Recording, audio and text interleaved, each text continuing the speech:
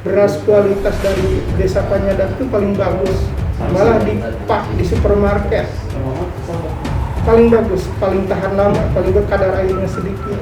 Saya tahu persis itu. Tapi ironisnya tidak dimakan oleh orang Panyadaknya sendiri. Sedangkan sekarang 17 hektar sudah mau habis nih, itu tanah produktif.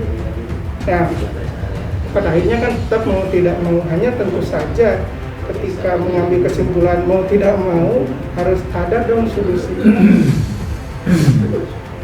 WI ini wilayah WP ini wilayah pertanian ini apa nanti harus berubah jadi WP?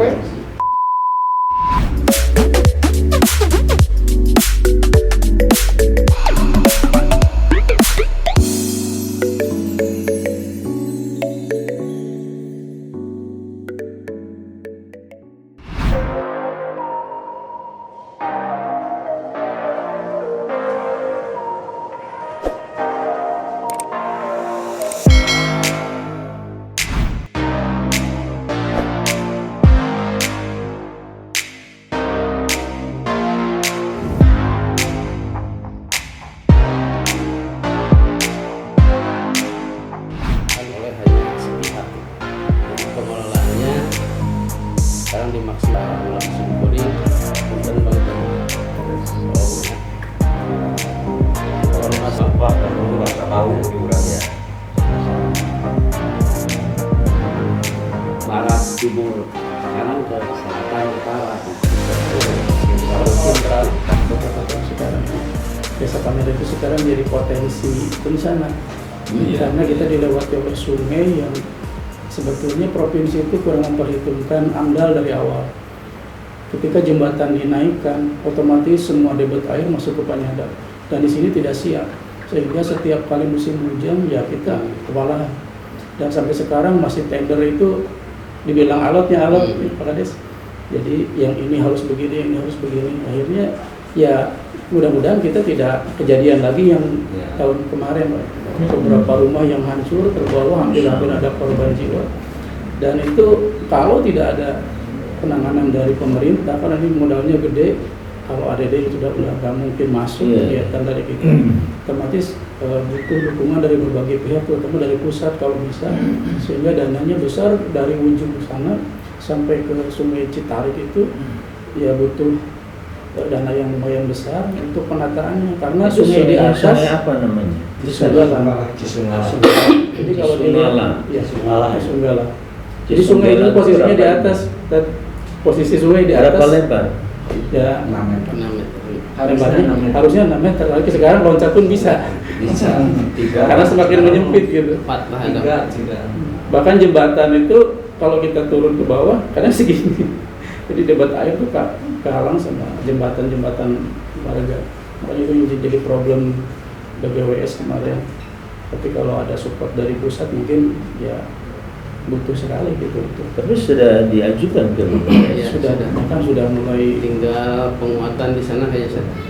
Kemarin kita sudah di BGWS sudah penanganan apa untuk anggaran, surat anggaran sudah ada, penanganan tanggulnya sudah, tinggal yang mungkin nanti dibahas biasa di Komisi 5 kalau nggak salah. Nah, DPD itu memang lebih banyak ke pertemanan.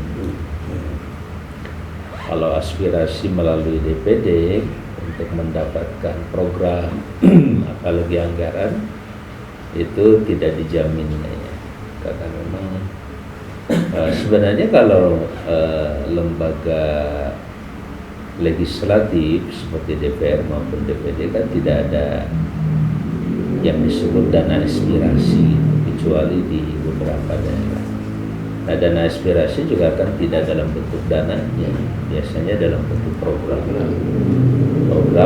berikut anggarannya yang dibagi ke sejumlah anggota dewan yang kemudian dikawal oleh partai sampai kepada biasanya dapil terkait, kan begitu.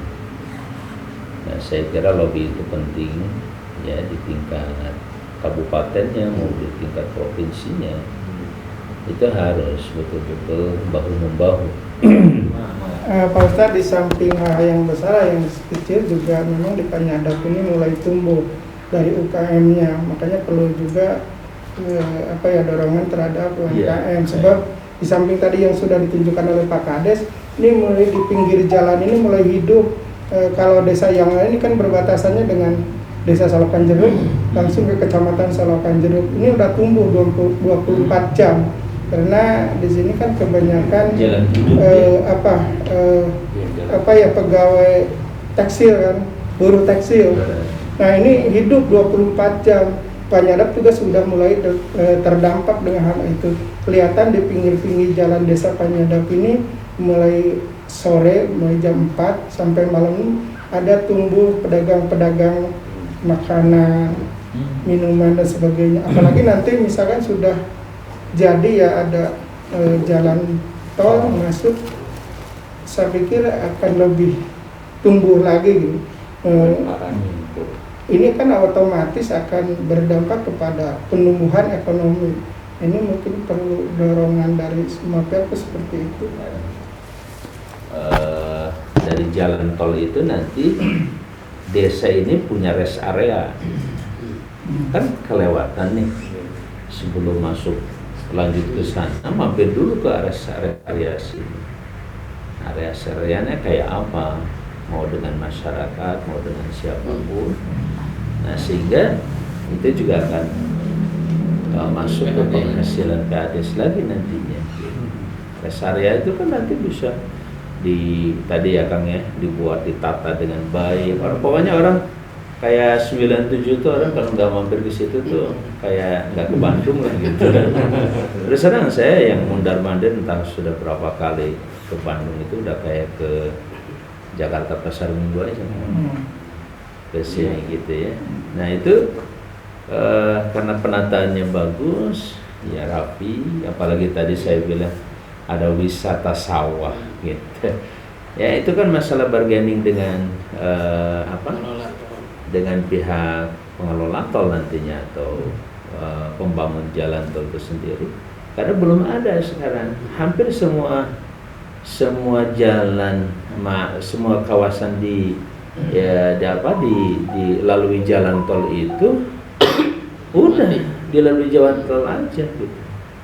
Kenapa minimal kabupaten lah, satu kabupaten dapat 2 kiri kanan begitu. Ada rest area yang dikuasai dan kerjasama dengan wilayah desanya di sini. Sangat bisa. Boleh dong kami punya menikmati jalan tol itu tidak jadi ancaman membuat mati lingkungan. Kan dia melewati desa, seperti desa ini misalnya.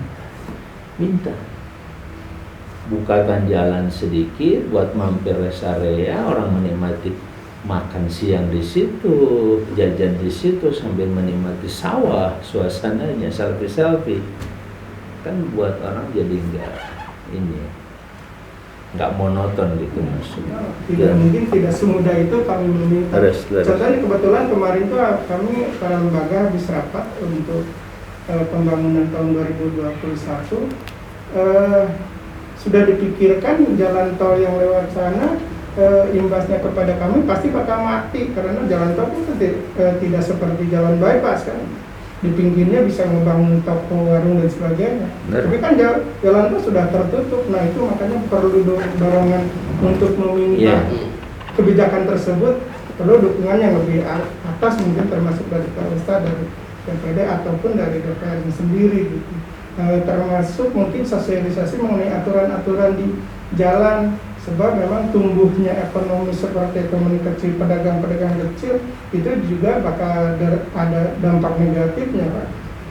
Otomatis kan jalan jadi sempit dan sebagainya. Kalau sudah tumbuh seperti ada di sini kan Majalaya ada jalan anyar namanya, yang seperti bypass di depan itu. Di pinggirnya kan sudah tumbuh pedagang-pedagang. Kalau sudah tumbuh seperti itu susah untuk memberantas. Di sisi lain kan itu adalah tumbuh kembangnya ekonomi di situ. Nah itu barangkali perlu dorongan kebijakan ketika kami mengambil langkah untuk meminta kebijakan gitu Pak Astro. Iya. Saya kira itu perlu dirembukin nanti dimusyawarahkan insyaallah dengan pihak terutama tadi ya, kalau urusannya dengan proyek nasional kan begitu. Ya mudah-mudahan dengan anggota DPR RI juga dari partai manapun juga bisa ikut memperhatikan. Kalau desa ini sendiri ada berapa banyak yang terdampak rencananya itu oleh? Kalau saya lihat dari desa ini tidak sawah. Hanya sawahnya ini Pak Haji gini, sawah ini kan sawah produktif. Iya. Dan ironisnya sebetulnya hasil panennya itu tidak dimakan oleh orang penyadap sendiri. Panen, saya kebetulan dulu di bisnis beras kualitas dari desa Penyadap itu paling bagus, malah di supermarket paling bagus, paling tahan lama, paling berkadar airnya sedikit. Saya tahu persis itu. Tapi ironisnya tidak dimakan oleh orang Penyadapnya sendiri. Sedangkan sekarang 17 hektar sudah mau habis nih, itu tanah produktif. Nah, pada akhirnya kan tetap mau tidak mau, hanya tentu saja ketika mengambil kesimpulan mau tidak mau harus ada dong solusi. WI ini wilayah WP ini wilayah pertanian ini apa nanti harus berubah jadi WP, sebab dulu Pak Lurah Pak Atang almarhum udah beberapa periode ke belakang sangat mempertahankan WP wilayah pertanian.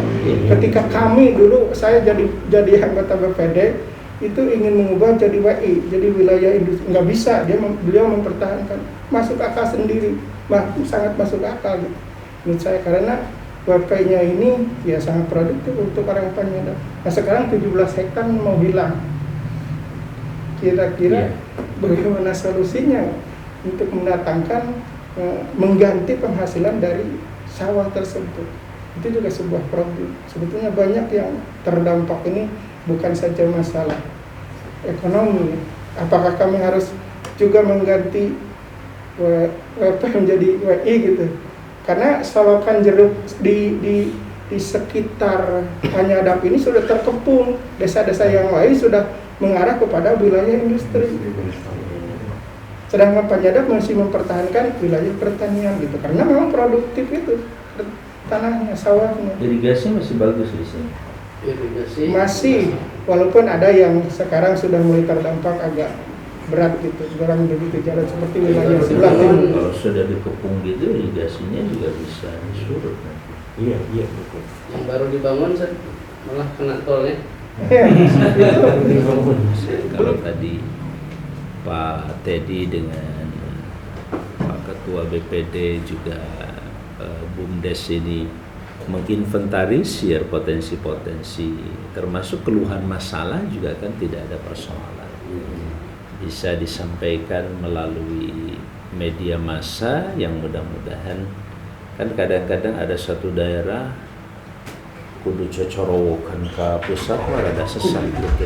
Tapi kadang-kadang melalui berita yang viral itu sudah bisa menyampaikan aspirasi secara terbuka kepada berbagai kalangan, dan itu lumayan responnya. Dan yang merespon itu nanti tidak hanya dari pemerintah, kalau kaitannya dengan kebijakan, kaitan dengan problematika kemasyarakatan terutama politik, ya biasanya pemerintah cukup tanggap dengan persoalan itu ya. Ketika ada satu berita yang viral nasib si A si B gitu, wah, sampai-sampai presiden saja bisa turun tangan, itu kan gitu kan. Dulu waktu ada yang dalam tanda petik lah katanya terzalimi dia sampai viral kemana-mana, akhirnya presiden yang membebaskannya kan gitu.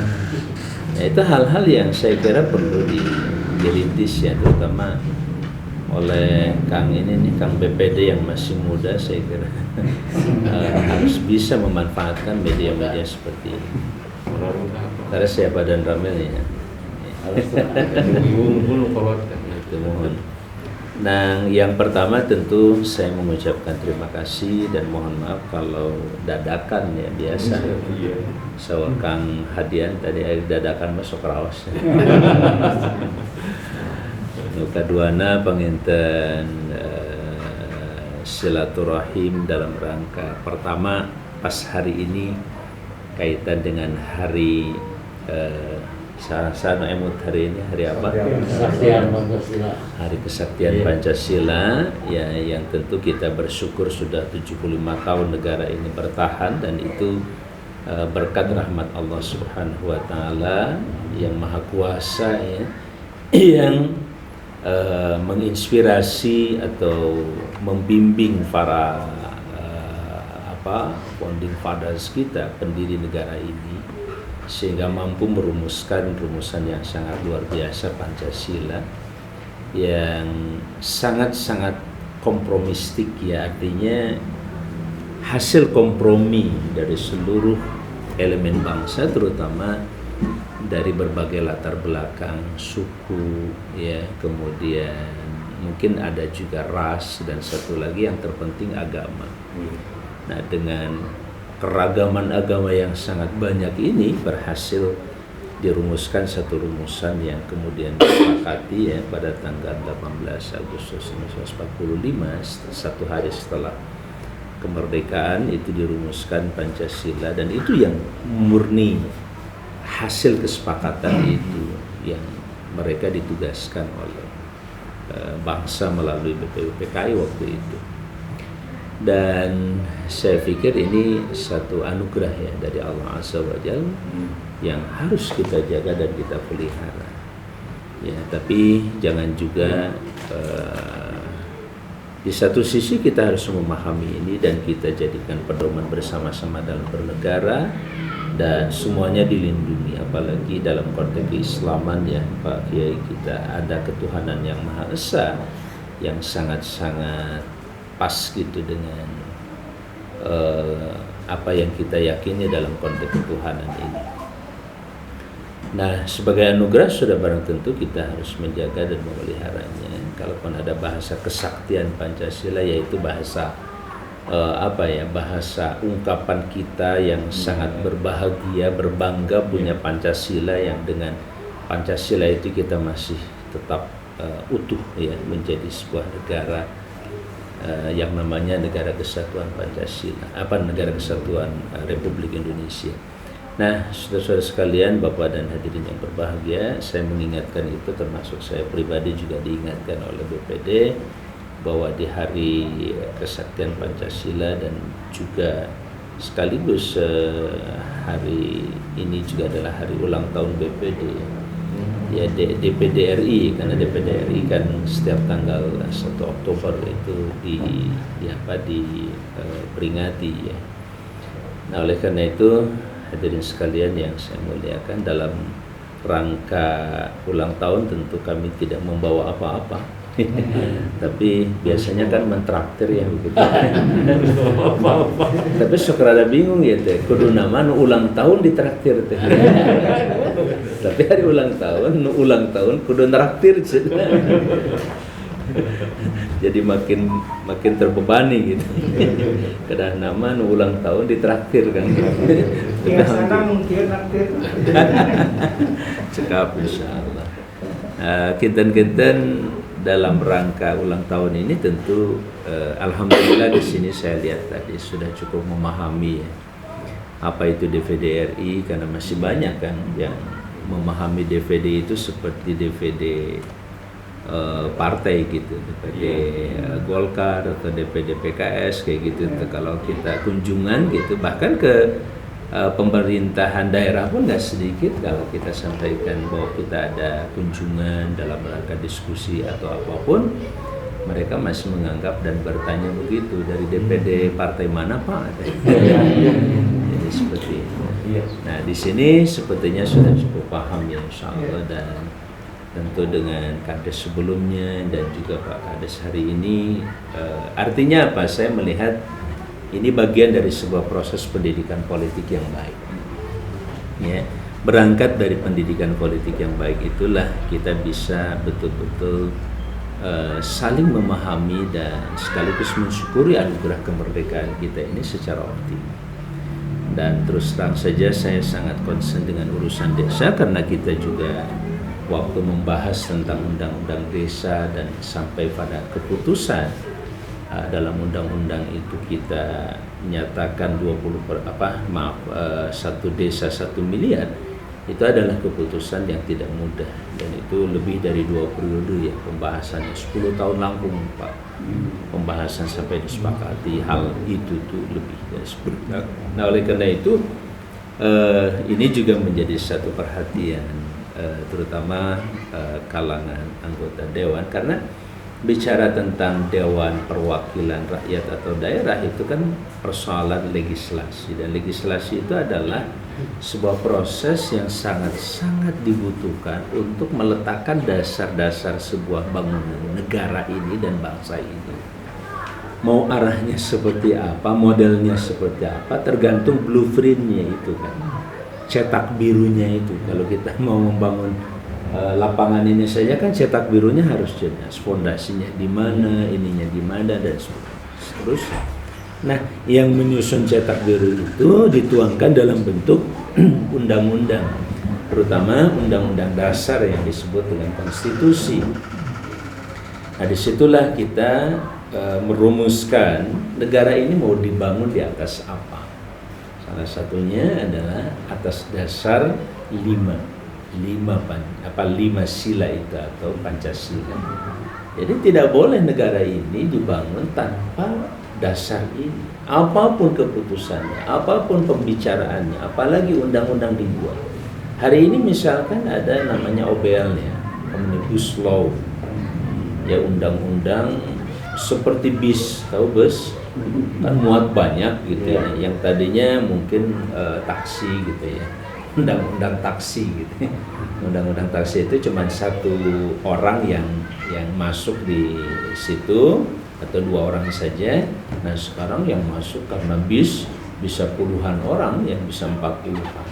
Makanya di Omnibus Law ini bisa memuat lebih dari 60 penumpang, maksudnya 60 persoalan.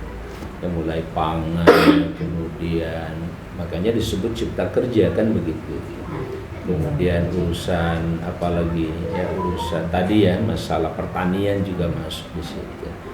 Yang memang fokusnya termasuk pendidikan kemarin, tapi terakhir alhamdulillah desakan dari berbagai kalangan pendidikan, dosen dan lain sebagainya meminta supaya klaster pendidikan itu dikeluarkan dari Omnibus Law. Karena itu terindikasi nantinya pendidikan itu dijadikan sebagai bisnis, bahan komoditi non migas akhirnya kan repot kalau sudah begitu. Jadi dibisniskan, bahkan nanti ketika asing mau berinvestasi dalam dunia pendidikan, apalagi dia membuka lembaganya sendiri dengan dananya sendiri, kan tidak bisa kita kontrol. Yang walaupun ada keharusan harus mengikuti kurikulum Indonesia, tapi sebagai lembaga di luar sudah barang tentu dia punya otoritas juga untuk mengatur sendiri, karena itu harus diberikan. Makanya Omnibus Law juga perlu dicermati betul kan, terutama BPD ini, terutama dampaknya terhadap kondisi masyarakat. Kayak tadi misalkan oke lah kita mendatangkan sejumlah investor, tapi kalau investasi itu tiba-tiba tadi sampai harus menggusur lahan sawah produktif misalkan sekian puluh hektar atau sekian belas hektar, itu kan sesuatu yang harus dipertimbangkan kembali. Kita tidak nolak mentah-mentah, tapi tolong dipertimbangkan. Makanya banyolan saya bisa nggak tuh dibelokin gitu. Kadang-kadang ada satu rumah, ada satu pesantren nggak bisa dibebaskan gitu karena kekeh dan tetap dia punya keyakinan ini hak saya tidak mau dipindahkan. Akhirnya jalannya dipindahin, diputerin gitu. Nah, selama tidak mengganggu konstruksi bangunan yang baik dan desain yang baik, artinya perjalanannya tadi juga tidak katakanlah tidak membahayakan, ya dibelokin sedikit kan boleh-boleh saja gitu. Pinggirnya aja deh, jangan sampai ngambil lahan produktif semua gitu. Kalaupun mau bargaining kan bisa saja, ada lahan produktifnya boleh deh 20% aja atau 30%, 70%-nya jangan. Karena sulit mencari lahan produktif seperti ini sekarang. Dan ini harus difikirkan, kedaulatan pangan ke depan juga penting. Jadi DPD ini hadir sebagai Dewan Perwakilan Daerah, ya, mewakili daerah itu skalanya skala provinsi, dan setiap provinsi itu hanya mengirim atau hanya dipilih 4 orang. Jadi mau banyak atau sedikit ya Pak dan Ramil tuh Misalkan Jawa Barat penduduknya sampai sudah hampir 50 juta kalau nggak salah. Sementara ada daerah lain kayak di Gorontalo mungkin masih kisaran 2 jutaan atau beberapa daerah masih 1 juta lebih. Bahkan ada yang kurang dari 1 juta. Nah itu juga yang dikirim 4 orang. Makanya kalau di Jawa Barat satu orang yang masuk ke sana itu minimal di angka 1 juta. Kalau di sana orang dapat 50.000 aja udah berangkat ke Senayan Jakarta. Dan DPD hanya satu ya, di pusat saja, tidak ada namanya DPD tingkat provinsi, DPD tingkat kabupaten itu nggak ada. Seluruhnya adanya di daerah karena mewakili provinsi tadi. Makanya lingkup kerjanya juga seprovinsi. Jadi yang 4 orang itu kudu kupurilingan seprovinsi. Jadi apunten anu kasuhun kalau saya bisa ke sini, ini tentu saja pertama takdir Allahnya. Sebagai orang beriman kita meyakini Allah yang Maha menentukan bisa saya jalan ke sini. Kemudian yang kedua tentu saja ada keinginan memang saya terus berkeliling dari desa ke desa walaupun tidak cukup memadai. Kalau kegiatan itu buat kami di anggota DPD khususnya, DPR juga hampir sama, nggak jauh beda. Kalau reses 5 kali rata-rata 18 itu baru 90-an. Jadi kalau 90 kali ini dibagi 27 kota kabupaten, ya, paling setahun itu hanya 3 kali aja. Itu 3 kali itu tingkatannya tingkatan kabupaten atau kota. Jadi 3 kali itu harus dibagi berapa kecamatan. Dari kecamatan dibagi berapa desa atau berapa kelurahan. Jadi kalau saya tiba-tiba ada di sini, makanya tidak ada yang bisa merancang itu kecuali Allah yang menghendaki itu. Istimewa untuk Alhamdulillah ini salah satunya karena kalau dibicarakan random ya barangkali random kegiatannya begitu kenanya. Tapi yang ngerandom Allah ya. Nah saya kira ini dengan sekaligus ya bahwa Pak Yogi saya selalu mengingatkan bahwa desa inilah kedaulatan paling fundamental sebuah negara itu di desa. Ya.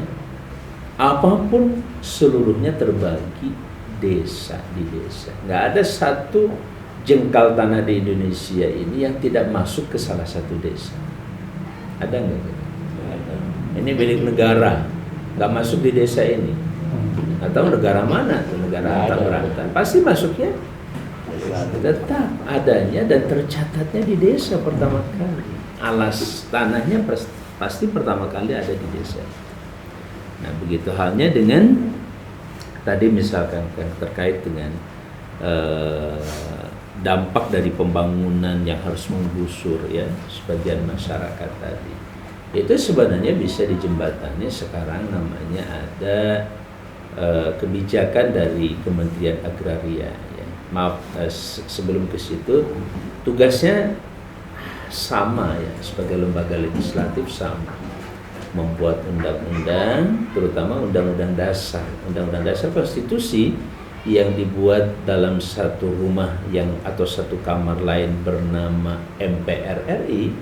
Nah itu DPD sama DPR sama, sederajat, duduk bareng, ngambil keputusan sampai membuat namanya konstitusi, undang-undang dasar seperti amandemen kemarin segala macam. Itu DPD tidak ada perbedaan. Tapi pada saat kamarnya dipisah, ada kamar DPD, ada kamar DPR RI, DPR lah yang diberi kewenangan membuat undang-undang. DPD tidak. DPD hanya sampai pada tingkat membahas tingkat 2, ketika mau diketok palu, DPD tidak terlibat langsung. Di situ mungkin yang dianggap kekurangan kewenangan yang harus sebenarnya diperjuangkan oleh masyarakat. Jangan lihat saya, tapi lihat bahwa DPD penting keberadaannya juga sebagai check and balance ya, sebagai lembaga yang bisa mengimbangi DPR RI supaya tidak ada lagi muncul lembaga super body seperti dulu di MPR kan, lembaga negara tertinggi dulu. Nah sekarang nggak ada negara tertinggi, itu nggak ada, semuanya sama sebagai lembaga tinggi negara atau lembaga negara. Nah, saya kira pendekatan ini penting dipahami oleh kita semuanya, fungsi dan peranan serta kedudukannya juga penting. Karena tadi saya katakan bahwa yang lain-lain seperti pengawasan ya, seperti sekarang ketika ada undang-undang desa, nah DPD itu tentu diberi beberapa kewenangan yang terutama terkait dengan masalah daerah seperti otonomi daerah, hubungan pusat dan daerah, ya perimbangan dana pusat daerah yang sering saya singgung di mana-mana. Apakah perimbangan pusat daerah ini sudah memadai atau belum, atau sudah seimbang atau belum? Nggak usah disamakan lah, 50% pusat, 50% daerah enggak. Kalau daerah itu cukupnya dengan 40% enggak apa-apa. Tapi kalau cukupnya 60%, ya 60%-nya dong. 40-nya baru di pusat. Pusat itu kan cuma ngurusin pegawai negeri aja kebanyakan, maaf ya. ASN itu ya yang kurang lebih di angka 3 juta lebih lah, atau kalau total katanya sih hampir 5 juta. Ya hitunglah 5 juta, ya tinggal hitung aja 5 juta. Kalau rata-rata 5 juta berapa? 25. Ya kira-kira seperti itu. Itu per bulan kira-kira. Nanti kalau dalam waktu 12 bulan, bahkan sekarang ada gaji ke-13 kan gitu juga. Ya, di sini ada gaji ke-13. Nah, itu mangga dilajeng nusannya mangga diteruskan. Nah, jadi seperti itulah. Nah, dalam konteks itu ya tentu kami juga bermitra dengan pemerintah dalam hal ini, para pembantu pemerintah sesuai dengan kementerian yang ada. Karena di DPD ini hanya 4, maka komitenya 4. Kalau di DPR komisinya ada 11 komisi kan begitu. Kalau DPD dibagi 4 komite namanya, kan komisinya udah diambil oleh DPR. Nah, saudara-saudara sekalian, setiap komite bermitra tentu saja. Kalau ada katakanlah 30 menteri ya dibagi aja 4, walaupun tidak merata seperti itu juga. Saya di komite 1 termasuk Kementerian Desa, Kementerian Dalam Negeri, masalah kepolisian juga dengan TNI itu mitra dari kami, termasuk tadi ya Kementerian Agraria dan Tata Ruang, ATR juga mitra kami di komite 1. Nah, terkait dengan tadi Kang, informasi dari ATR itu kan ada lahan yang akan diredistribusi nih kepada masyarakat itu yang total disediakan oleh negara itu mencapai 9 juta hektar. Nah, ini 9 juta hektar ini penting diawasi betul Pak Yogi gitu. Jadi nanti tiba-tiba ada lahan, salah satu lahan yang pelepasan lahan seperti perkebunan gitu ya oleh pihak pemerintah, tentu perkebunan yang tidak produktif apalagi terlantar itu yang bisa diajukan yang tadi itu. Cek aja dari sekian desa yang ada atau satu kecamatan, kira-kira di Bandung ini ada nggak kawasan semacam perkebunan yang tidak begitu produktif bisa mengganti yang tadi itu, dan itu bisa diajukan sebagai TORA namanya, tanah objek reforma agraria. Dan itu nanti atau redistribusi bentuknya. Jadi tanah misalkan 1 hektar dibagi rata-rata 50 meter atau 100 meter gitu maksimal. Ya 50 meter aja sudah cukup. Berarti kan sekitar berapa kan? Ya sekitar 200 ya. Betul nggak? 200 kali 50 10.000. Hah? 200? Ya berarti kan 1 hektar kalau dibagi 50 rata-rata 200 kepala keluarga kalau dibagi rata.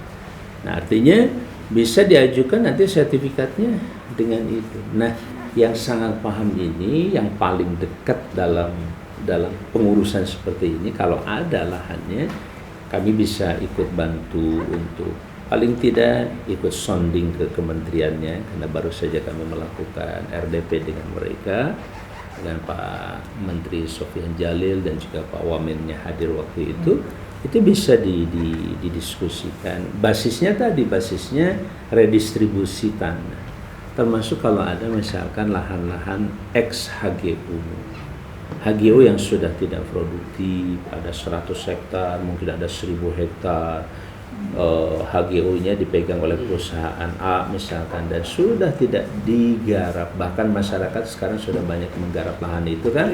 Nah itu bisa diajukan sebagai tanah objek reforma agraria atau redistribusi kepada masyarakat, dan bentuknya juga gratis ke masyarakat dalam bentuk sertifikat nanti. Nah, termasuk yang sangat mungkin dari HGU itu menjadi HGB dulu gitu, sebelum hak guna sebelum sertifikasi, ya, sebelum sertifikat perorangan gitu, hak milik itu HGB sangat mungkin sekali. Nah, ini bisa didiskusikan sebenarnya di tingkat kabupaten. Kan ya mohon maaf kalau ada masih di lingkungan kecamatan ini bagus, kalau tidak ya carikan yang terdekat. Kemarin saya ke mana kan? Ke Ciwidey. Nah di Ciwidey itu banyak kawasan-kawasan. Nah kalau di Ciwidey bisa lebih luas kan, misalkan bisa diberikan 100 meter rata-rata, bangunannya katakanlah 30, 70 ini bisa buat halaman, dan dia bisa bercocok tanam di situ untuk kawasan khususnya perkebunan palawija dan lain sebagainya. Nah, saya tadi menggali apa yang disampaikan oleh bapak-bapak, terutama Pak Kades. Saya semakin optimis tuh Pak Yogi, bahwa negara ini memang tidak perlu miskin. Betul nggak? Setuju? Tidak perlu atau tidak boleh? Tidak boleh. Tidak boleh. Tidak boleh miskin. Kenapa? Kita bisa mengolah. Cuman salah satu faktanya tadi pun tenan kasuhan, ketika ada salah kelola terhadap aset yang ada di negara kita, apalagi itu sudah terjadi. Bayangkan, saya mohon maaf, si fulan satu perusahaan sudah pegang 3 juta hektar misalnya. Satu perusahaan, hanya ngurusi satu perusahaan. Memang ada karyawan di situ. Berapalah, oke lah, hitung karyawannya 5.000 atau 10.000. Tapi 1 juta hektar itu bukan lahan kecil. Kita cuma 9 hektar saja sudah bisa menghidupi masyarakat. Berapa kan? Itu contoh. Bagaimana dengan 100 hektar? Kalau saya punya kawan-kawan di DPD yang mengelola perkebunan sawit, dan itu dia dapat konsesinya dari pemerintah. Ada yang tempo hari yang sudah meninggal itu sampai dia mengelola tidak kurang dari berapa? 70.000 hektar yang dia kelola, baru 30.000, bukan 3.000, 30.000 hektar. Satu orang, satu keluarga, satu perusahaan. Ya mohon maaf, melalui forum ini bersama-sama yuk kita pikirkan, jangan sampai pemimpin ke depan ini masih mempertahankan hal seperti ini. Memang kalau kata Ibnu Khaldun, ya cara cepat kaya itu lewat kekuasaan. Betul nggak kan? Kita cuma mau beli, wah berat sekali nya. Pengen punya tanah 200 meter saja luar biasa. Ini 200 hektar gitu, cuma kotak-kotak, usulkan, tanda tangan, jadi dilepaskan 35 tahun hak mengelola dia. Kalau saya dapat 35 tahun sampai meninggal kalinya, insya Allah masih seperti itu.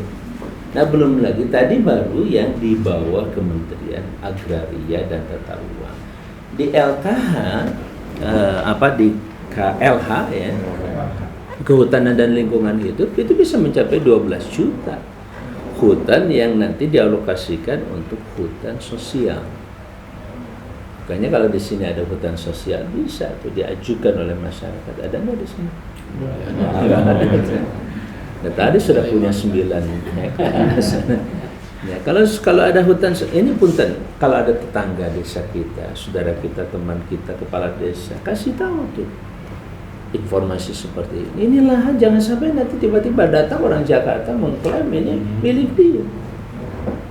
Padahal setahu kita di sini, oh ini HGU dulu milik perusahaan. Kok tiba-tiba sudah beralih? Apa prosesnya? Bagaimana? Kasih tahu kami dong sebagai orang daerah. Nah ini pentingnya menyuarakan daerah di pusat itu seperti ini. Pak Yogi kita seperti itu. ya minimal bersuara ya. Supaya kita dianggap ada, ya kan? Kalau nggak bersuara sama sekali nanti tidak dianggap ada kan begitu. Kalau nanya malam-malam, hei kemana sih? Sorana, badanan gitu ya. Saya kira itu hal yang singkat ya yang bisa saya sampaikan. Sekali lagi terima kasih atas perhatian Bapak dan Ibu sekalian, dan itu salah satu wujud silaturahimnya. Ternyata naon secara begitu ada goodie bag ya, kayak isinya katanya ada masker gitu buat ya masyarakat yang nggak banyak lagi, hanya 50-an kalau nggak salah ya. Paling buat yang membutuhkan saja, tidak membutuhkan mah jangan. Saya kira itu yang bisa saya sampaikan.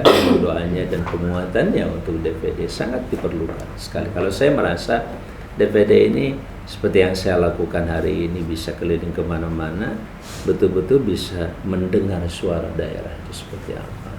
Yang kadang-kadang ya melalui kawan-kawan di lembaga legislatif lain juga kadang-kadang suara daerah kan tidak begitu nyari. Kalau DPD insya Allah tidak berpantai ya. Makanya DPD itu kata teman-teman fraksinya itu ya 4 kali 34 berapa? 130 ya 136 fraksi kan. Karena tiap orang mewakili fraksinya. Ya minimal satu provinsi satu fraksi aja udah 34 fraksi itu juga satu hal yang di satu sisi memang ada mekanisme yang menyulitkan, tapi kalau melihat timbangan antara positif negatif, sisi positif keberadaan DPD apalagi dalam konteks kita bisa bersilaturahim ke daerah seperti ini, kayak tadi misalkan ada kawasan-kawasan yang harus diselamatkan, di sini jelas banjir tidak bisa tertangani dan itu hanya bisa diatasi oleh pemerintahan di atasnya. Kalau di tingkat desa mungkin perlu waktu yang cukup lama bisa sampai. Barangkali itu yang bisa saya sampaikan. Sekali lagi selamat ya hari ulang tahun kesaktian Pancasila. Yang bicara Pancasila itu ya jangan alergi lah, masih ada sebagian yang alergi. Tetapi kita melihat Pancasila dengan izin Allah adalah sebuah rumusan yang sangat luar biasa. Dengan rumusan ini kita tetap bisa duduk berdampingan. Karena tidak sedikit ada orang yang kadang-kadang suka ada ungkapan siapa menuduh siapa dituduh gitu ya. Merasa diri paling Pancasila ya. Padahal dia perampoknya gitu. Yang menghancurkan negara itu justru dia. Betul itu. Nggak sedikit yang begitu. Kita nggak usah keluar-keluar, kita tunjukkan aja mulai dari desa ya, kita jaga Pancasila itu jelas sekali.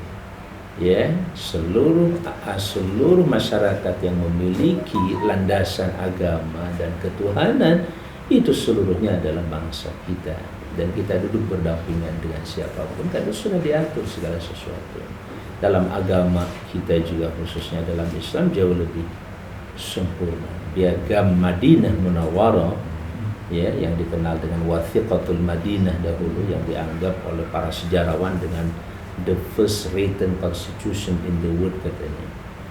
Jadi konstitusi pertama tertulis di muka bumi itu, di dunia itu adalah Piagam Madinah. Nabi SAW memerintahkan sahabatnya mencatat itu, yang kemudian dulu pernah Indonesia juga ingin meniru model Piagam Madinah dengan istilahnya Piagam Jakarta. Ya sebenarnya bukan kata Piagam Jakartanya, tapi isinya yang jadi perdebatan, dan umat Islam juga siap untuk melepaskan 7 kata, walaupun hanya dikasih Kementerian Agama katanya begitu ceritanya, hadiahnya itu kata Pak siapa dulu Menteri Agama Alam Syahrul, itu hadiah umat Islam ya, dan diganti dengan Kementerian Agama.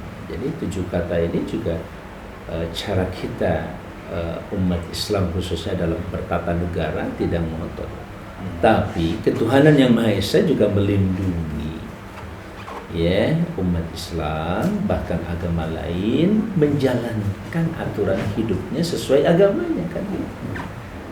selama itu punya landasan dipertanggungjawabkan begitu ya Jenderal Kiai, kita pakai misalkan ada yang pakai cadar walaupun beda pendapat begitu, tapi oleh agama dibenarkan dan tidak ada masalah landasannya, ya kita biarkan saja, ya kan seperti itu. Apalagi urusannya urusan khilafiyah, perdebatan seperti itu. Sekarang banyak yang dicadar Mbak. Kalau sekarang jangankan perempuan, laki-laki aja bercadar sekarang. Bermasker kira-kira begitu. Kinten-kinten itu hapunten anu kasuhun abdi kadang ngabujeun ka Bandung Barat. Di sini ada pilkada ya, insyaallah ada di pilkada di kabupatennya. Punten Kang Yogi barangkali bisa menyampaikan sedikit karena kami juga bermitra dengan Kementerian Dalam Negeri. Perkembangan di desa sini paling tidak kesiapan itu, karena belakangan juga ketika melihat perkembangan COVID yang semakin dahsyat hari-hari ini, sikap DPD terus terang saja terutama Komite 1 meminta supaya ditunda. Kalau sikap kami, nah kira-kira pandangan dari desa ini, mungkin Pak Yogi punya pandangan tentang ini. Warahmatullahi wabarakatuh. Assalamualaikum warahmatullahi wabarakatuh. Yang saya hormati Pak Dewan DPD, Kang Haji, Kang Haji, Pak Kades, sareng tokoh masyarakat di Desa Panyadap. Mengenai situasi COVID khususnya di wilayah Desa Panyadap, alhamdulillah saya bersama Pak Kades, Pak Wakil Satgas mungkin ya, Ketua PPD, untuk warga Desa Panyadap belum ada terindikasi yang positif mungkin ya Pak Kades. Belum, mudah-mudahan tidak ada. Cuman kalau dilihat situasi dan perkembangan kan ada sekarang istilah orang tanpa gejala itu ya. Ya jangankan warga masyarakat lah, saya tidak menilai ke orang lain, khususnya kepada diri saya sendiri. Kedua, tidak tahu lah yang namanya OTG kan bisa kena ke siapa juga. Itu cuman intinya ya kita bisa menjaga, mentaati atau melaksanakan protokol kesehatan, itu aja yang paling penting. Kemudian terkait apakah pilkada bisa atau tidak, yaitu mungkin urusan yang ada di pihak pusat mungkin Pak ya. Kita hanya yang di daerah mengikuti. Kondisi di sini siap artinya kalau desa ini. Insya Allah siap Pak. Kemarin kalau tidak salah malam Senin udah ada uji publik dengan pihak PPS terkait DPS, kemudian uji publik, dan kemarin malam Selasa tingkat kecamatan, tingkat PPK udah DPS tingkat PPK uji publik udah dilaksanakan. Kemudian kalau lihat dari tahapan masuk Oktober pembentukan KPPS ya Pak Kades. Mau direk pembentukan KPPS, dan untuk Desa Panyadap jumlah TPS 25 kalau tidak salah. 25 dan DPT kemarin itu sekitar 8.000-an, 8.000 orang hak pilih Desa Panyadap. Jadi artinya walaupun masih ada situasi COVID, secara umum warga atau pemerintahan Desa Panyadap siap untuk melaksanakan pilkada ya Pak. Walaupun dengan resiko ya istilahnya ada atau tidak COVID, ibaratnya ini musibah mungkin dari Allah Subhanahu wa taala, ya kita siap untuk melaksanakan sesuai dengan apa yang diinstruksikan dari satuan tingkat pusat. Barangkali itu mungkin Pak. Berikutnya kalau kita kan melihat secara nasional kondisinya, ketika ada daerah-daerah termasuk sebenarnya kan dalam penanganan COVID sendiri kan sekarang hampir generalkan ya, sama ya penanganannya gitu. Karena kan ada wilayah yang hijau, wilayah yang masih zona-zona yang relatif, sehingga terutama seperti distancing atau physical distancing kan mungkin daerah situ tidak terlalu ketat, seperti sholat jamaah seperti biasa itu bisa diselenggarakan gitu, tidak bisa dipukul rata gitu ya. Nah, ini juga kan konteks kebijakan itu perlu terus mendapatkan masukan, terutama pada saat diimplementasi di lapangan, dipraktikkan di lapangan. Tapi sisi lain saya optimis kalau pilkada ini bisa berjalan. Tapi terus begini, yang kita membingungkan itu karena kalau menurut saya bukan Indonesia maju, Indonesia bingung. Kenapa banyak kontroversi? Contoh saja sekarang yang aktual, peraturan KPU kan membolehkan kampanye dengan hiburan kan gitu. Iya. Kan di sisi lain menerapkan PSBB yang sangat ketat. Jadi itu kan yang membuat kita bingung. Banyaklah yang kontroversi itu banyak sekali.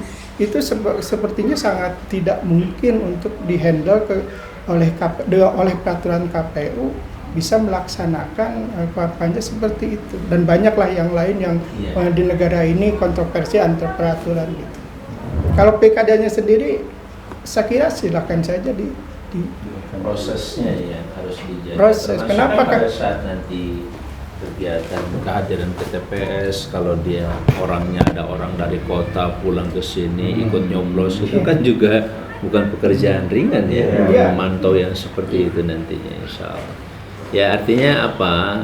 Dengan timbangan-timbangan seperti ini ya tentu kalau lebih besar madaratnya ya sebaiknya kan ditunda saja kan. Kan sekarang juga sudah banyak masukan seperti dari ormas-ormas Islam besar juga sudah meminta supaya ditunda dan seterusnya. Walaupun itu belum diputuskan oleh pemerintah, tapi tetap pemerintah sudah menyiapkan lah untuk diselenggarakan.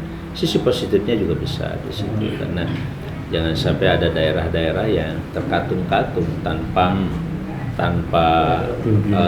pimpinan yang bisa mengambil kebijakan. Kalau PLT kan nggak bisa ngambil kebijakan, kan kasihan daerah itu juga nantinya kalau setahun 2 tahun terkatung-katung, ya tidak bisa mengambil keputusan dan kebijakan, repot kan begitu persoalan. Baik, itu saja hatur nuhun kasadanya Pak Dadang, Pak Dudung, ya Pak Yogi sadayana akang. Saya tadi nabi Zaki. Saya agak susah kalau bilang Jaki. Zaki. Kang Mahfud sareng akang. Haji Ayi. Haji Pak Haji Ayi. Ya. Ayi. Iya. Haji Ayi, alhamdulillah sadayana hapunten. Pak Haji Dani. Hapunten anu kasuhun kasadayana sekali deui. Jangan lupa like, share, subscribe channel inspirasi dari Kang Haji Amang Safrudin ya. Jangan lupa subscribe ini.